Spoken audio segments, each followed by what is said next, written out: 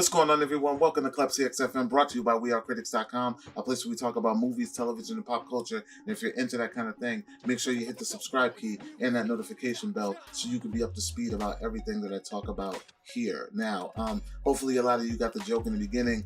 We are talking about none other than John Krasinski's A Quiet Place 2. I had the opportunity of checking that out. And I got to tell you, I went to a theater to see this. I don't think this thing is going to be on VOD. I think it's just going to be in the theater, theatrical run only. They're not going to do the dual release thing for this. If they are, I haven't heard anything about it, which is fine and dandy by me because I'm ready to get back into the theaters. Stocks are up, no pun. But it was a good vibe to be in there. I had my snacks. I watched my movie, and it was a great watch. And let's talk about A Quiet Place 2. But before we get into what I thought about this film, let's run it down and talk about what this film is about and who's in it. So, A Quiet Place 2 is the sequel to, of course, A Quiet Place. Stars John Krasinski and directed by John Krasinski. His wife, Emily Blunt, is in this as well. We have Noah Jupe, who plays the son. The little baby, I don't know what the little baby's name is, but there is a little baby in this one who was also in the first one. And I don't know if it's the same baby. I highly doubt it, but there is a younger baby in this film, continuing from the original story. Cillian Murphy is in this. For some of you who don't know who that is the gentleman who played Scarecrow in Christopher Nolan's Dark Knight trilogy. And then there is Millicent Simmons, who is the real star of this movie, who plays the deaf daughter, who is really deaf in real life. For those of you who are wondering and questioning, is she really deaf? Or is she just really a great actress? But she's both a very great actress, and she's really deaf.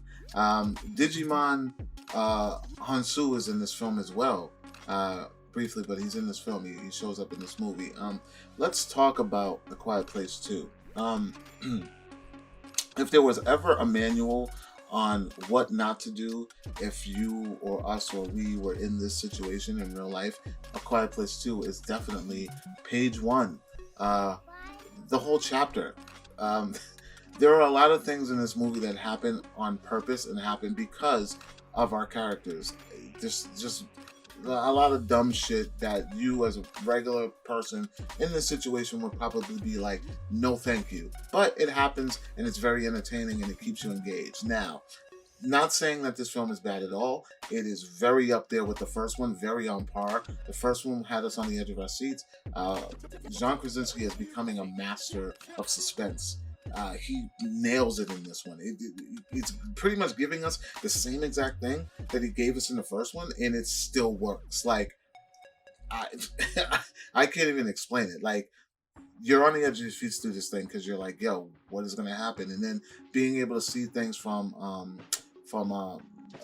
Millicent's character, the deaf girl, the deaf daughter, being able to see things from her perspective and just being silent around you, and then when shit hits the fan, you're on the edge of your seats. Other than that, I can't really find anything that's really bad except for the fact that the storytelling and the writing in this is just this very like cliche, and like you're like, why are you gonna do that? The I'll be right backs and shit like that. Like, you're like, why would you do that? Like, this is not ordinary shit that we're used to going on in this world. So why in the world would you ever want to be separated from your family or your loved ones? That's what goes on, and that's the one thing about this film that I absolutely fucking couldn't stand. I'm watching it, and I'm just like, yo, everybody's just big and brave all of a sudden. Like, everybody just wants to save the world. They're all big and brave. No way, no thank you. If this shit was going down for real, wouldn't be me. But other than that, John Krasinski nailed the cinematography.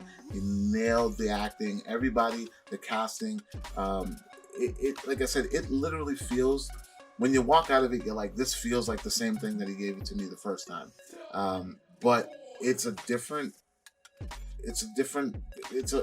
continuation to the chapter. And I do believe that maybe this could probably go on another chapter and then another chapter. This is like the new Tremors, y'all. Like, anybody that remembers Tremors, which starred Kevin Bacon, the very first one, and then there's I think 6 sequels right now. He's not in all of them. He's only in the first one, but this is essentially the new Tremors. So with that being said, guys, I want to know what you guys thought if you're going to be checking out A Quiet Place. So if you were a fan of the first one and you're just on board regardless of what they're going to give us, let me know. It's definitely worth a check out. I think everybody should see this, whether at home or in a theater. It's a good watch. Bring your friends. It's very suspenseful. John Krasinski has nailed it once again with the suspense and being. I want to see him do something else. Like, I don't want him to make his whole career based off of this one franchise. I want to see him branch off and do other shit, because I bet he could do like some real psychological thriller type shit, because this here, it's close to that, but it's also horror, which is my genre. I love horror. It's right up my alley, but I think that this guy has a lot more to offer, and I don't want to see him, wasting his talents on just this one franchise. I'm curious to see what he can do. You guys let me know. Like, comment, share. Make sure you subscribe. And for more movie news, television news, pop culture, and our podcast, Critics Talk, make sure you guys check out wearecritics.com, and I'll talk to you all later. Peace.